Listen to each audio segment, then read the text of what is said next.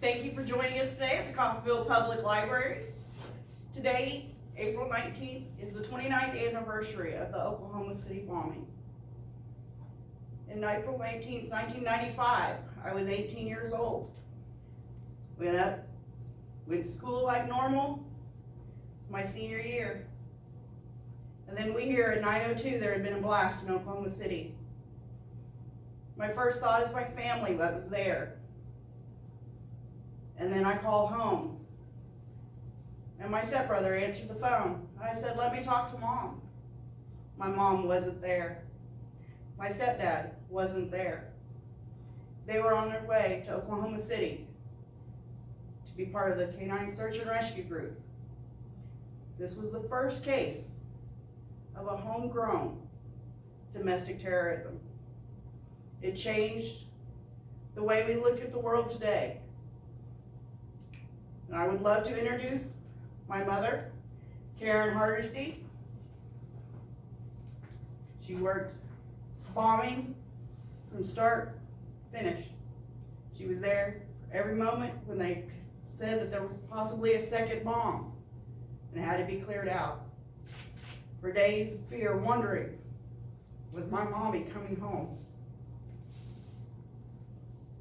And here is her story. When we heard about the bombing, we were deciding, of course, whether to go or not. Got a hold of Mike Noser, who was the head of Oklahoma Canine Search and Rescue. And we found out that Stu Mavros, who was one of our members, and his dog Bucephalus, had actually gone to Oklahoma City and convinced the powers that be that search dogs were the way to go, that they could be a benefit. Up until then, we were kind of not really considered. So talking to Mike Noser, we decided that we could not use our dog Boss, who understood death. We had just got him over. His previous owner had been murdered in front of him. So he all understood death. And it took us a while to get him back to where he was a dog. So they decided we would work the girls, which is Sniffer and Lady, they're bloodhounds, that belonged to Roberta Noser. We had worked mock searches with them and knew how to read them, and they knew how to read us, and they liked us, which is a good thing. So we loaded up Rowdy, which is Mike's Rottweiler, the girls, and a couple of kennels, and drove to Oklahoma City. Found the parking lot where we were supposed to meet. There we met up with Stu Mavros and Mike Jack, who was one of the deputies that we associated with and worked with, and he was kind of in charge of our group. So all the girls, when we got there, all the dogs, turned their head toward the building. They already knew where it was, even though we didn't. We had no clue. We all started walking down where they took all kinds of pictures. We get there and they, of course, want to know what our blood type is. All and I told them if they just took us up to a coffee pot IV, we'd be fine. They didn't like that. They had no sense anymore. But we gave them our blood type and went on in.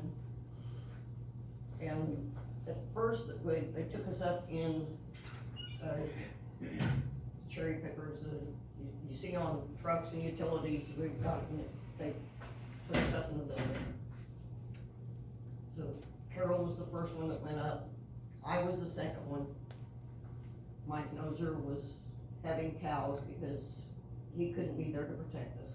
We each had a deputy that was assigned to us to be with us, because you have to have one for all kinds of references. Lady starts going, what to me looks like acoustical tiles on top of desks. I tell my deputy to wait there. Lady and I go up and start going over these, what looks like acoustical tiles. She goes across, and about the second or third desk, I start sinking. I turn around to look at him, and his eyes are about this big, and he's a little pale, because he can't come across to help me. Firefighters and deputies don't like sitting back here, not being able to get into what's going on. He's going, why aren't you screaming? Why aren't you scared? And I'm not going far, I know I'm not. So we cleared the area and come back and go back down. By this time, he's gotta go get a cup of coffee.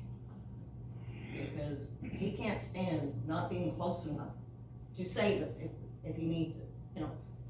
Luckily, we didn't, but his nerves were shot by this time.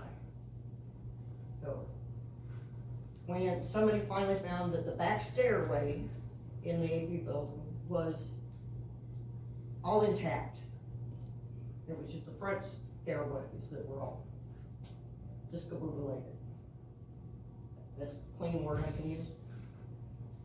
So, we get into the back, and we're staging, we're decided where we're all gonna go, and we've been telling, you know, which deputy's gonna go with us. And there's a long wait, and we're waiting, and we're waiting. I'm gonna skip a month. We ended up being with our deputies, like Jack, Mike Brannick, Aldridge, Jolly, and several others. And there's some other people that didn't know. And Mike tells us the reason that why they were having this conflab was the fire marshal, who was the incident commander by now, had decided that the two women shouldn't go in. Now, Carol and I are wound wider than a $2 watch. And I looked at Mike and said, it's a good thing. Well, Mike told him that he wasn't gonna come over and tell us. That if he wanted us to not go in the building, he had to come over and tell us. And he kind of looked at us and decided not, okay? When Mike told us this, I told him, it's a good thing he didn't, because as wired as we were, he would have been the next guy on the ambulance leaving. Because, you know, we had tunnel vision, we're gonna do the job. We've never done this before, but we're gonna do it. This is what we trained for, basically. So we go in, and I do the daycare. And lady indicates in an area. And I tell the one deputy that I'm gonna keep searching because I do not want her to see babies. Lady loved babies. The newer, the better, she'd chew all over. She didn't care. Babies are the greatest thing since sliced bread. The babies, of course, smell different from toddlers. And if you told her, you know, to find a baby and it's a toddler, she'll find it and she'll look at you and go, nah, that's not a baby. There is a difference. So we went on down, and there was a deputy sitting by a partially covered body, the wall on this other officer. And a lady goes over and pushes her nose on his face, trying to get him to respond, pushes on his chest, and then it's like she realizes he's dead. He's not dead now. She instantly goes and puts her head in this other deputy's chest. And he starts very quietly talking to her, petting her, telling her what a good job she's doing, what a good girl she is, and thank you for trying to help my son. Well, after a bit, she takes a breath, and we go on. And there was an A-frame down there where EMS had left bandages and stuff. I don't know if you know that they had to amputate one person's leg to get them out. This was the spot. So I told her, you know, I don't know if she's picking up on what's left by EMS or if, you know, there's somebody else down in that area. Well, I think it's both. But We go on around and we're getting ready to go back into work the nursery again. And one of the deputies tells me, there wasn't one child there, there were two, one on top of the other. And I guess my face changed, because after that, they never told me. So, I don't know what lady and I found, I don't know what our number was. But every time we would make a fine, they'd mark it, we'd leave, we go work another area. I did not stay to watch any of them. There were those that did. But we went on and worked more and more and more, and they finally said, okay, it's dinner time, you gotta take a break. Okay, we go back, we feed all the dogs, put them in their kennels. They had different chefs from hotels set up this great food line in one of the underground garages. Food was great. So we eat, we enjoy it. It's time to go back. We go back, get the girls, we're ready to go. Now the wind has picked up and it's terrible. So we work in bad weather all the time. So we're not thinking anything about it. It's windy, it's rainy, it's nasty. We work in that weather. We're all keyed up, ready to go back in. And the incident commander, making the correct decision, tells us we're not going in, it's too dangerous. We did not like that answer. He was right, but we didn't like it. So we ended up, there was a priest's house next to the baby Prairie building with a big garden on the side of it. So we get tents and we're in the garden, and I've got the girls, and pretty soon somebody comes and says, hey, the YMCA's across the street, the windows have blown in, but they've got cots in there, it's out of the wind, it's out of the, they've set up whatever. And we go in, and of course I still got both of the girls, and I'm laying down and I'm getting ready to go to sleep, and I look up and there's a dipstick in the wall above me. And I'm like, what's that doing there? Well, that's a stupid question. The truck blew up. They left forensic stuff everywhere. So we spent the night there, went and had breakfast. In that they told us there was a tornado warning at Paul's Valley. And if the tornado hit, would we go? Yes. We worked all day. What's all night? You need us, we go. We didn't go. They luckily did not get hit hard enough where we had to go look for anybody. So the rest of the night we slept. We worked the building again, and then Mike tells us that on Wednesday, we're supposed to put on a sniffer program for one of the private schools in town. Okay. So we drive back, and on the way back, the truck starts sputtering and being bad and dies. So Jacob takes Paul and I back to our house. Noser stays with the truck with the dogs. I go to bed, he gets his brother John, and they go back and they get the truck running. Bring everybody home. So we did the sniffer program with the school and took Boss and the girls, and there was Rowdy and Carol's dog Shadow. Boo wasn't there, Cephalus wasn't there. But these kids were having a ball with these famous dogs. And, we told them, if you get lost, you stay in one place when you realize you're lost, because somebody's gonna come find you, but if you keep moving further and further away, can't find you. And if you're someplace lost, now if you're looking down bird's eye, this isn't much. Lay out flat. So, all the kids had a good time, we go out afterwards. I've got my arm going this way with boss somewhere with kids all around, and they all got treats. Okay, we do that, we take everybody home, boss goes home, we put the girls in the truck, we put Rowdy in the truck, Noser's in the truck. We all head back. And somewhere, Carol, this girl we worked with a couple of times, she convinced her to go with us to work with Lily. Well, on the way back, we get there, the truck goes, as we go into the parking lot, goes into a space. Nothing, it's dead. Okay, I'm not gonna need it for a while anyway. So we're talking to different people. And this one officer comes up and he's talking to me and he says, well, what do you need? And I said, well, I don't know how I'm gonna get everybody home. I said, my truck just died. He said, okay. Bye.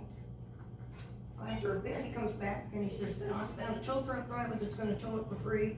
And I found a dealership that's going to work on the truck. Great, give him the key. After a bit, I realized all the dog food is on the truck.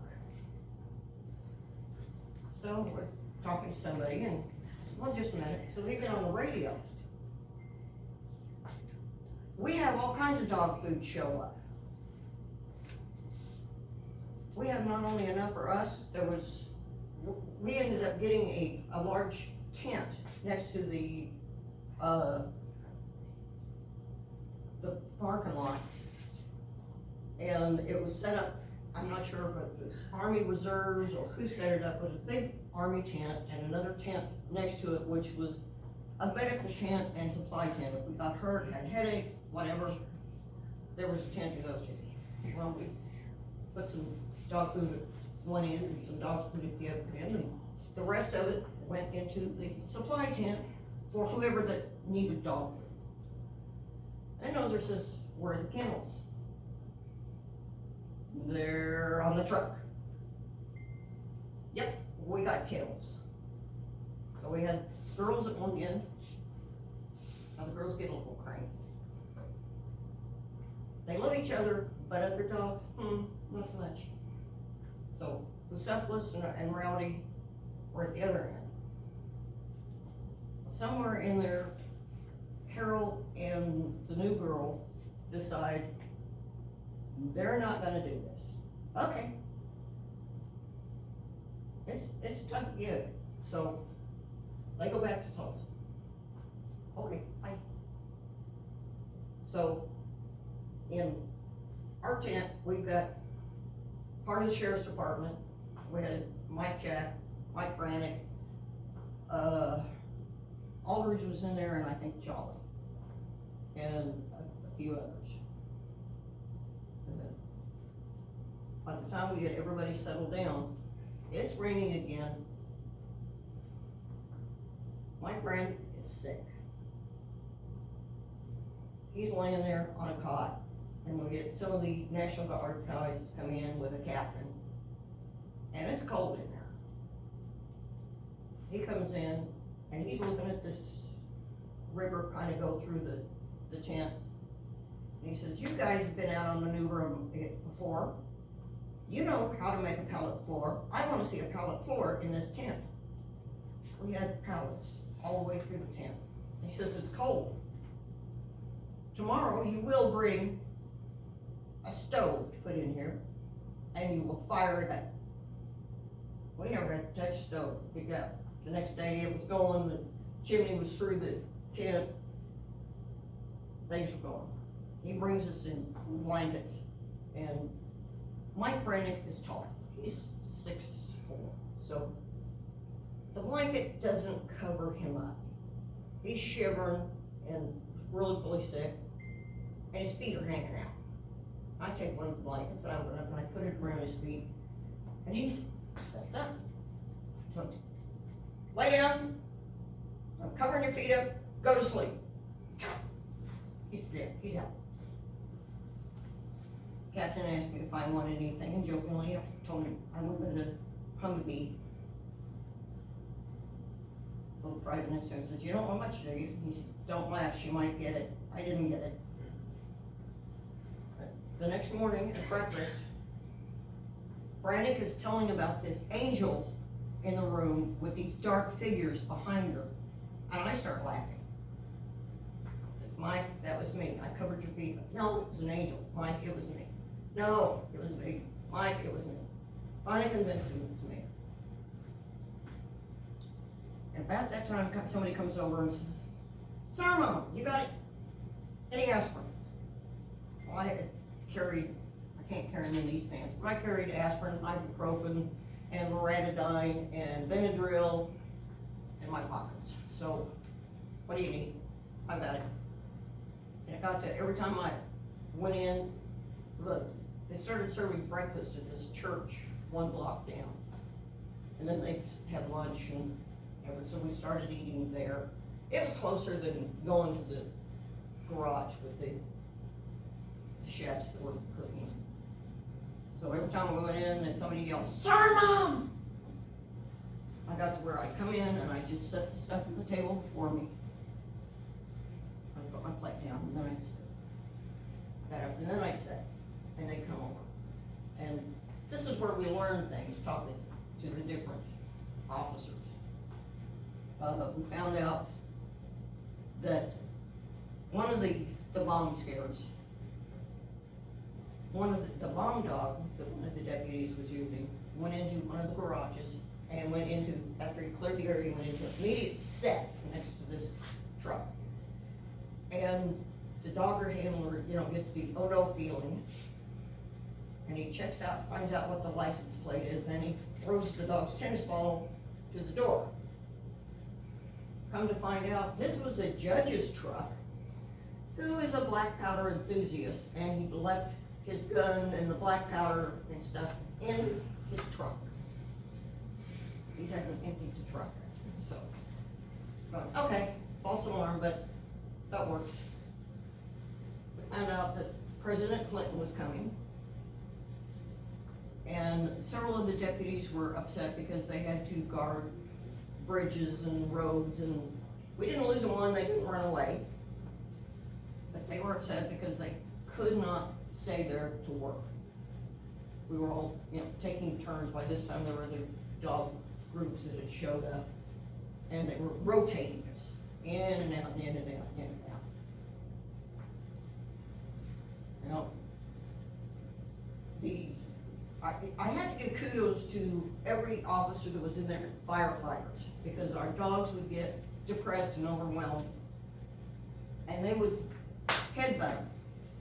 Everyone stopped what they were doing, and they would pet the dogs and tell them what a good job they were, what good kids they were, and you'd see the dogs go back to work.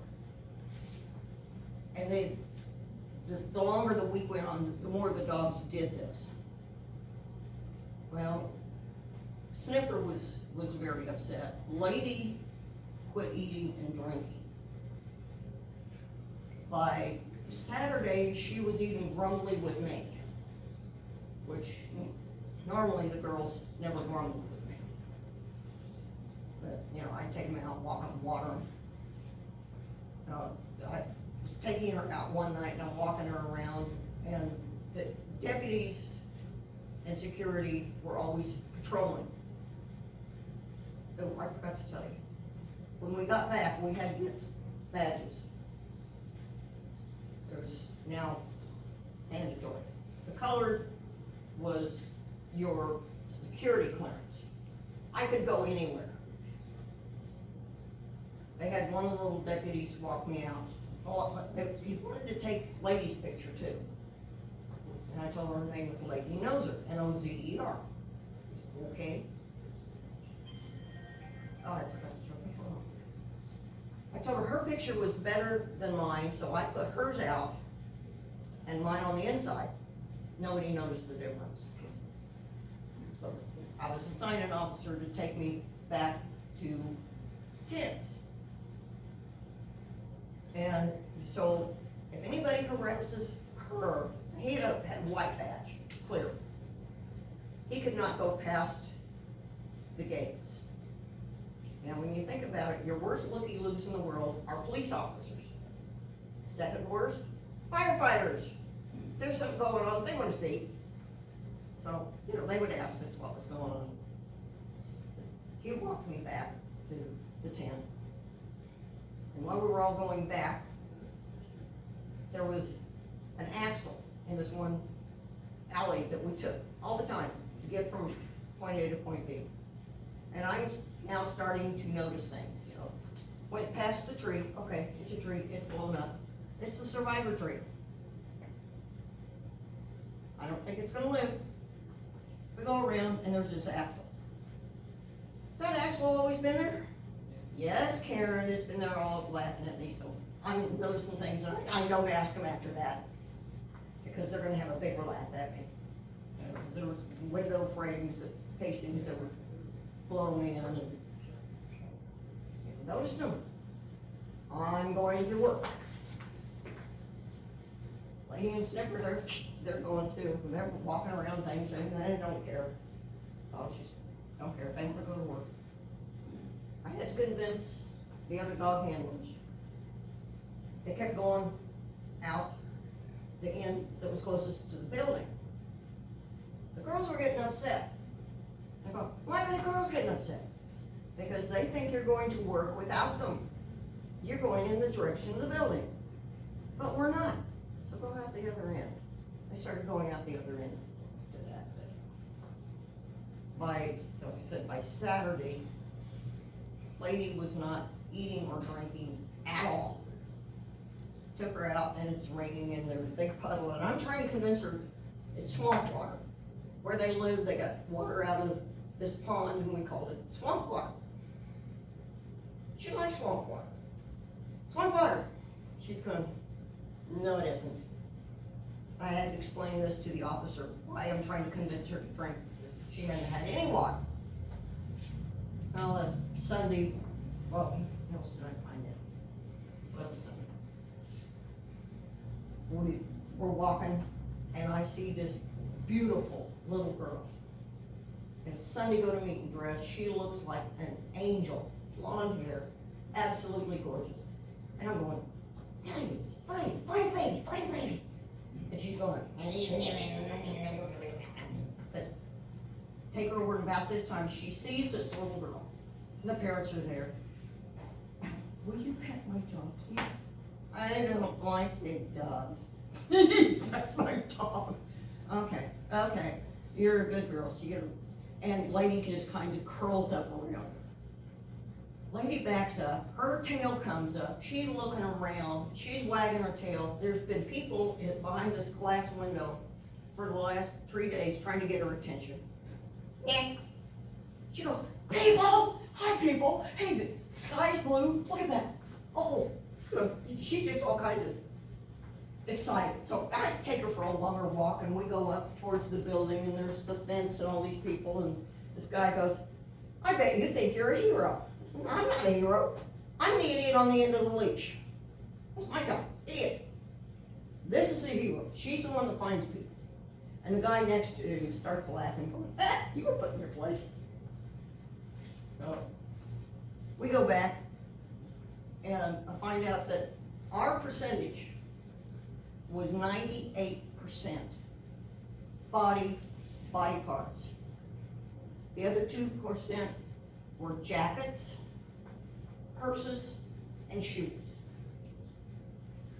We had the best find rate. And I say it's for one, we were the first ones there. First come, first served, best rate. Was also told that there was one dog team thrown off scene and told never to return. Not sure what happened, but I know our job as dog handlers are to assist. It's not our scene. You tell me where you want me to search, what time you want me to search, what part you want to. I'll take my dog in and I decide how best to search it with that dog. And then let me go. I'm not gonna tell you how to run your scene. That's above my pay grade, which of course pays 0, but, you know. There was one group where they drug their dogs, I was told this, over to where our X's were. And any remnant of an orange X, they dragged the dogs over. My dog found this, my dog found this. No, I don't think so. They had one guy, which the fire chief told us later that, this one guy said, "Oh, let me show you what my dog can do. Go over there." The dog went over and it looks pretty. Go over there. The dog jumps down, goes over there. Looks pretty. Tells it to do something over, and it does a backflip and comes down. He said, "Well, that's cute, son, but can he find anything?" I don't know if the dog ever did or not. I'm assuming it did after the play was over. But when our dogs go in, they go into work. And when we train for hours. I have worked with groups where they only work their dogs for 15 minutes at a time. You may not find that person in 15 minutes. The dog goes, my 15 minutes is over, I'm done. Our dogs don't do that. They didn't do that. All of our dogs are gone.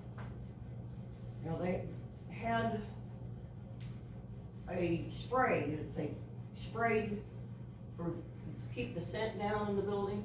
It was supposed to be 1 gallon of it to 90 gallons of water. Somebody messed up and did it 1-to-1. Several of the dogs died of lung cancer. Dogs don't get lung cancer. Some of them died of other cancers. But within a year, most of the dogs, I was told, dead.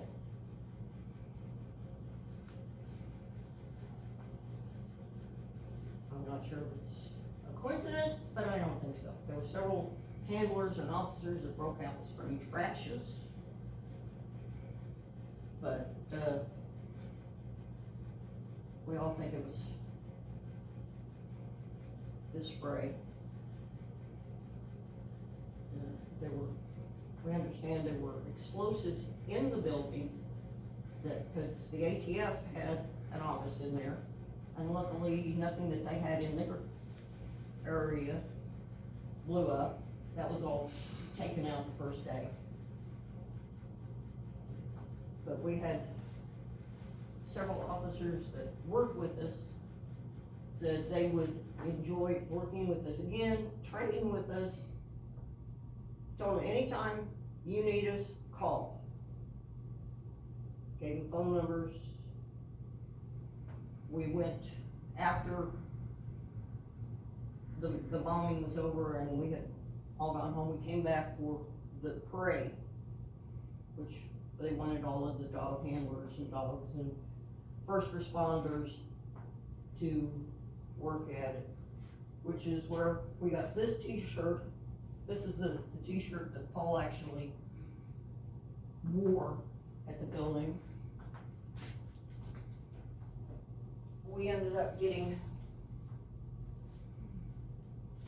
this hat and pins that we were given. But on most searches,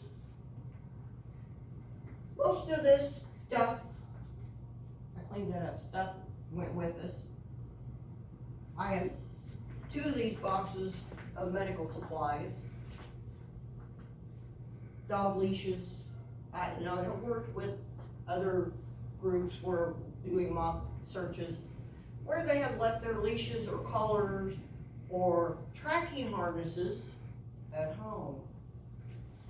At that time I had 2 harnesses. I gave one of them to my son because he had a big Rottweiler. But the most of this went with us, or on a regular search. Now the helmet went with us because we had to wear our helmets. Most of what I'm wearing went with us. The pants didn't. I couldn't fit in my pants for some strange reason, which will be anonymous. But We worked with Heartland Search and Rescue, which they took us in as part of their group.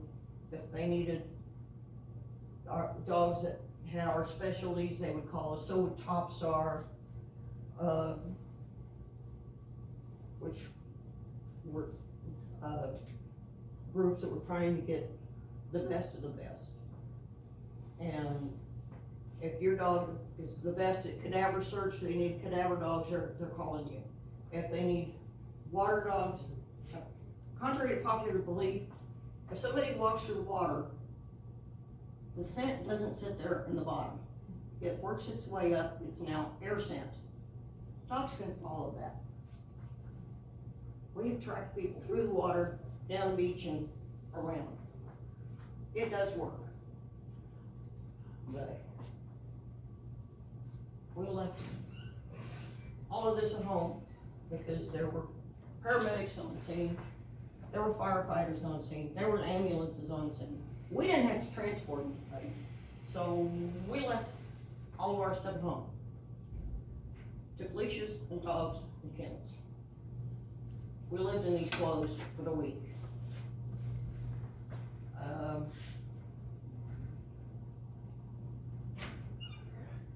And we also believe that it's like we train a dog and work real hard on one area for it. Cadaver dogs, we work mostly on cadaver. Scent dogs, whether it's air scent or tracking, that's what we work on. It's like, if you go to a doctor, you don't want a doctor that's a cardiologist, a neurologist, a plastic surgeon, and a spinal doctor all rolled into one, because he's gonna be real, real good at one, or mediocre at everything. And that's the way we think of our dogs. You know, we don't think you should have a Shih-Tzu trained dog as a search and rescue dog. Our dogs search and lick. Most times Shih-Tzu dogs search and bite. Your tactical dogs, your guard dogs are Shih-Tzu trained. Ours are search and lick. We like that. Any questions? Did I confuse anybody on anything? What got you started with your scent dogs? What was the driving force? I was an animal control officer for City of Tulsa. And Noser and Carol came out because the dog she originally had disappeared. So they were coming out to the shelter, and then he started coming out every day looking for her dog. I was pretty sure it was one of the dogs that had been hit by a car and put down, but this little picture, maybe, I don't know. He was pretty sure I was probably right, or somebody could take it in the dog. So after talking to him day after day after day, finding out that he was a master dog trainer, not only in search and rescue, he was a paramedic. Bertie had been a paramedic. She had the girls, and Duke, he's another bloodhound. And the more he talked to it, the more we decided, I think that would be very good for us and for Boss. And so we started training a little bit at a time. And of course, when you start off training a dog, somebody else is holding your dog while you go and hide. So then you send them off to find mom, dad, whoever. And you go further out and further out and further out, and you find out if you're training somebody in their dog, and first of all, dogs don't know they have a nose. When the dogs discover they have a nose, they go, you know, it's amazing. But you tell them to go out, and you see that rock that's out there? It's the only rock out there. You go hide behind that. They will invariably go out and find a tree. It's harder to train the handler than it is the dog. But that's how we got started. What were your first thoughts about on seeing the wreckage of the building? This is not gonna be good. But, you know, you have to wind yourself up and make yourself stoic, that you've gotta do it, somebody's gotta do it. And the easier it is for the people that are actually going in every day and sifting stuff. Oh, I had one of the deputies ask me about, there was the big slide that came down, that would lady search that? Lady could do it, but she doesn't like, now Sniffer, who he handled, loves climbing on stuff. If you park a vehicle out there, a jungle gym, any kind of equipment, she's climbing it. She will love the pile. But, so, you know, in the long run, you're really gonna have to sift it, even if our dogs do scent, you're gonna have to sift it from the county, come in. So, they ended up sifting and shifting a lot of that stuff. Did you and your dogs find any survivors? No, all the survivors were gone by the time we went. So do they use the dogs behind, like, I presume fire and police went in first? Yeah, fire And and then- police went in first and got everybody out, and, oh, I didn't tell you the body that I found with the deputy next to it. This deputy, I was told, had assisted several people getting out and went back in to help more people when the wall caved in and killed him. Now, he's a hero. The guys that went and worked that every day, pulling down people out, they're heroes. I'm the idiot on the end of the leash. Those dogs are heroes. Did I forget anything? You told them that our job was to interpret what the dog was saying. That's any dog handler's job, whether it's a narcotics dog handler, tactical dog handler, bomb handler, search and rescue handler. You read what the dog's telling you. At what point do they tell you we're done? They just, The 6th day, The 6th? yeah, So there's kind of a time frame that, our dog, like I said, our dogs were all depressed really bad by the end of the 6th day. And the lady was the worst. the search continued for another week, but our team was done on the 6th day. how long do they tell you to stay now? There's so many more dog teams now. Is there like a, They still try to rotate in and out. for If 8 I- hours or 4 hours? It depends on, It depends on the dogs and how they're going and How many are there? how many Mhm. teams you have there, cause they don't wanna burn everybody out.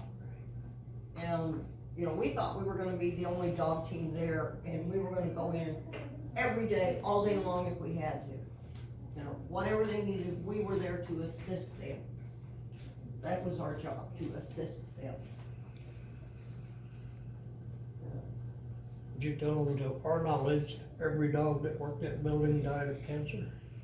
I told them I knew it was most of them, cause Did your guys' dog? our dogs are, We're before that spray. well, our personal dogs were at home. Yeah. But Lady and Sniffer, Died it of was, cancer, but it was several years later. several years later, yeah. They were not succumbed like some of the other teams. But the bomb dog that, it was 6 months later, Mhm. he died of lung cancer. Same with the dogs that searched World Trade Center and stuff like that. Now Most that of- pisses me off, but, Most of them died of cancer also, Yep. yes. we were put on standby, off standby, on standby, off standby, weigh your gear. There was gonna be a C-130 take us down, however, from what I was told, they had a dog handler that put his dog down in a pit. The dog started choking. They bring him out, they rush him to a vet, the vet washes out the dog's lungs. Dog should be on bed rest, no, he takes him back to the building with no recovery time after his lungs are killed. The dog died what, that day, the next day? The next day, And that's when they decided there weren't gonna be any more civilian dog handlers because of that. And he said, you know, his dog wanted to search. No. The idiot on the end of the leash wanted to search. And, yeah, I'm one of those idiots. But, I feel like I'm letting out so much. Oliver's, You're You- never going to be able to. you can talk for 6 hours and not cover.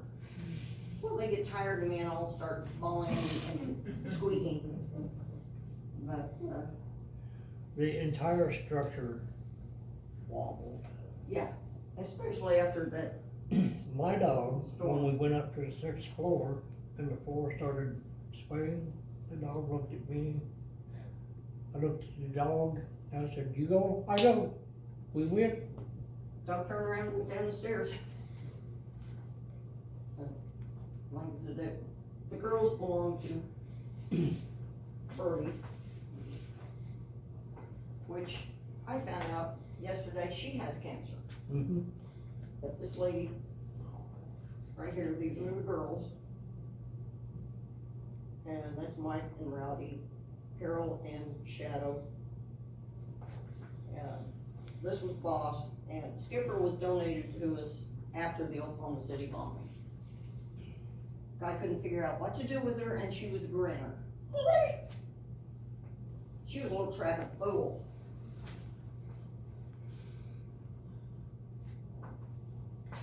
So that building, the center of it just fell in. Just fell in. Yeah. How deep was that? Stories deep It or? was a 9-story, It's a 9-story and building. a third of the building was affected by the blast. Mhm. Yeah. So, everything that was in the middle ended up in the basement. And it was below ground level. So in order to try and identify people, do you have to find, like if you found a finger, do you have to mark that or? Yes, we would identify it, Every single piece. mark it, every single that piece. They marked with orange spray paint or whatever, there was some body parts Some- on a shelf. Some cones and just different ways of identifying and marking where the location was.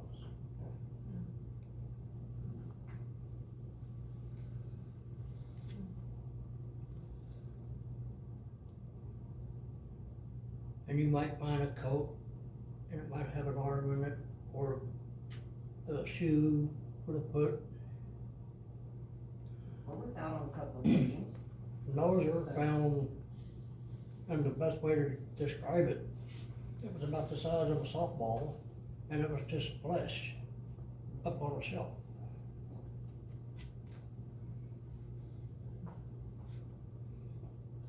Were you guys traumatized? I mean, I would imagine you had to have been. I cannot drink snickerdoodle coffee. Java Dave's, love them to death. They were bring me crafts of coffee. Sometimes it was snickerdoodle and snickerdoodle. If they said it's snickerdoodle and, I think you told me hazelnut one time. Yeah. hazelnut one time, there was, Amanda, Amaretto. Amaretto, please. I cannot smell snickerdoodle to this day, coffee. Yeah. Cookies I can tear up, but the snickerdoodle coffee, it's instantly the feel of the cold, wet building and the smell. It brings it back that fast.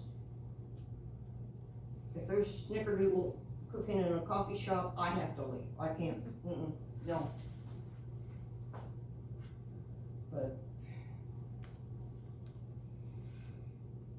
other than that, you know, there's certain things that make me wanna cry. Most everybody that worked the building suffered from PTSD of some form or another. I have accidentally triggered him with something you never would have thought of. Pink bubble jacket. Every little girl's morning. I had my own daughter. at a young age in it. And there was pink bubble jackets at the bombing. That was the coat I found with the arm in it. I never would have thought of everyday things in my own life that I would accidentally trigger my heroes. I know she does not consider herself a hero, but she taught me what it is to drop everything. Leave your own safe home, your own family, in the care of someone else. And yes, I was 18 and an adult, but I had a little brother and sister. And to leave the safety of your home to go and help a complete stranger, someone you will never necessarily meet again. She is a hero, whether she believes it or not, and has made me the person I am today. But it's still hard on me, and I was just the kid at home. I mean, I'd already moved out of my house. 18, I know everything. And then today happened, April 19th. Lady did find sleeve of a jacket and she pulled on it, and the deputy that was behind it, I told him, he had to check it out. He goes, good news, there's no arm in it. I said, bad news, he could still be there. He was. Other than that, there was one, X marks the spot, and move on. Like I said, I did not stay for any of the rescue work. The guys that went back in there day after day after day, sifting and bringing people out. Any other questions?